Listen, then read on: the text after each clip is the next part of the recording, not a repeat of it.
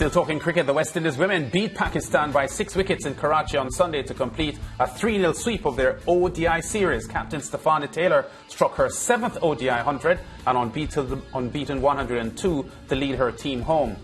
Centre back, Pakistan posted 225 for 7 or 50 overs with Muniba Ali making 58 and Aliyah Riaz an unbeaten 44. Shakira Selman and Aliyah Aline, the two opening pace bowlers for the Windies, took 2 wickets each.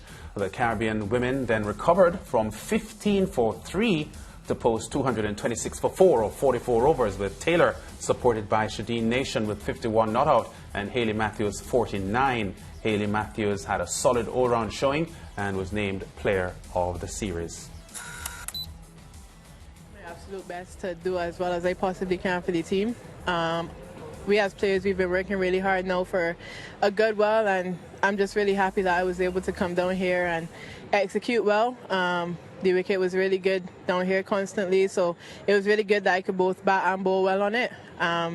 Yeah, happy that I got in some performances, but even more happy for a team win. For me, I was probably a bit disappointed that I probably didn't get a couple more runs with the bat, but at the same time, really grateful that I was able to have a huge all-round performance and, like I said, most important thing, contribute to team wins.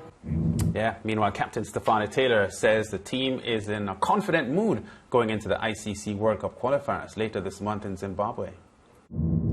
I think this is huge, and seeing that we were coming off of a defeat, from South Africa, and to actually come here and win 3-0, I think we haven't done that in a while, and it's really nice that we, get to do that and, get ourselves match ready going into the qualifiers. It was really nice to see Shadeen get some runs. Yeah, it's our first ODI 50. I didn't even know that. But the way she batted, it was brilliant. I think it was actually nice for Deandra's confidence to get in 100. I know that she didn't do as well as she would like in the past tours, so it was really nice to for her to get, those runs. Yeah, Taylor also became only the 3rd woman in history to score 5,000 ODI runs, and her 128-run 5th wicket partnership unbroken with Shadeen Nation was very vital in this success for the West Indies team, George and Mariah, because they did lose wickets early at the top, and it needed a sort of revival to get the West Indies home. And this is what we expect from our senior players. I said it when we previewed the ODI, and I'm going to say it again. This is what we expect. We expect these players to step up when we need them. Deandra Doughton, yes, she got 100, but she wasn't able to get off as she would have liked in the other 2 ODI matches. Yet we had Hayley Matthews being consistent throughout the ODI series. When she couldn't get to 100, we had Stefanie Taylor, coming to the party, Shadeen Nation, and that's what we expect. We expect that. We don't expect one player to consistently make runs. We expect, all the different players to step up when they need to get them across the line. And that's what we saw. And I feel as if it looks very promising. I know the ladies are on a flight right now. They're heading to Zimbabwe and then to Dubai after. So I'm wishing them best of luck. Yeah, and George, it does appear, based on what we've seen in this Pakistan series, that this move to move Hayley Matthews from the opening spot into the middle part of the batting innings appears to be bearing fruit. Yes, it does. I want, though, I don't know if I'm a hard taskmaster or not, but I want to see how she gets on in the pressure games of the qualifiers, albeit not against big-name teams, because the big-name teams are already there, but to see how they can manage the pressure of expectation. The context, the performances in Pakistan have to be put in a proper context, though, and the context is this.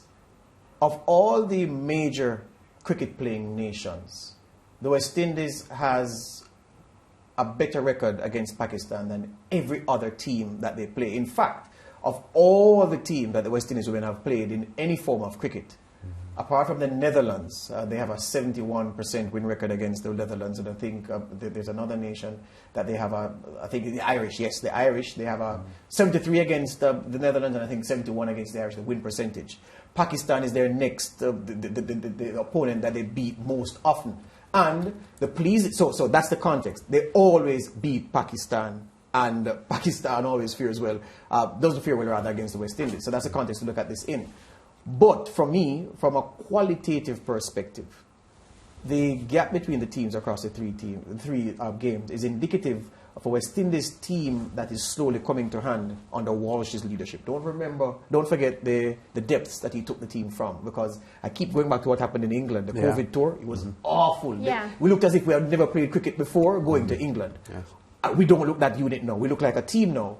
But the proof of the pudding is delivering when the game is on the line against, delivering in a game where it really matters. World Cup qualification is going to be that acid test. Can Hayley Matthews continue to show what seems to be her revival? We hope so. Taylor is class. Dottin is class, recovering from that bad injury pointed out last week, Lance. Let's see if she's back to herself. Roll on the qualifiers and let's see if the consistency and the performances are real. What I will say is this was very important for their confidence, because I had the opportunity to have a one-on-one conversation with Hayley Matthews, and she was saying that this is exactly what she needed, you know, to just bring her back to the party. It's like, you know, come back to life sort of. She also spoke about Courtney Walsh and the fact that, you know, their fitness, they have been working on their fitness, because I asked her about that, and she felt as if, you know, they are getting to where they want to be, and that is also contributing to their performances, the wins. Yeah, and, you know, one of the other things that we've got to look at is the fact that I don't think this World Cup qualifying series should be too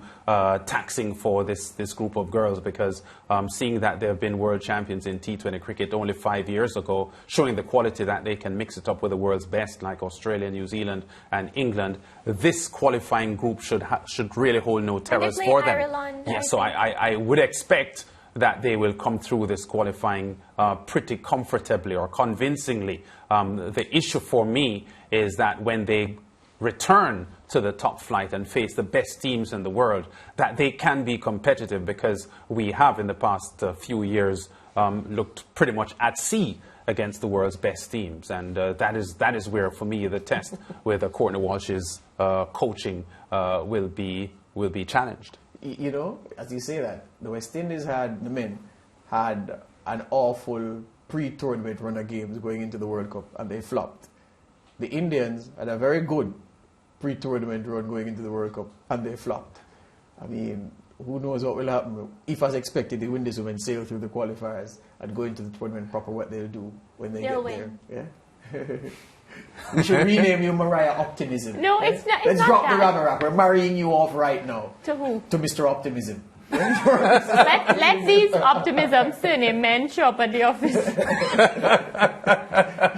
All right. Mariah is up next, I think, with the zone updates. You think?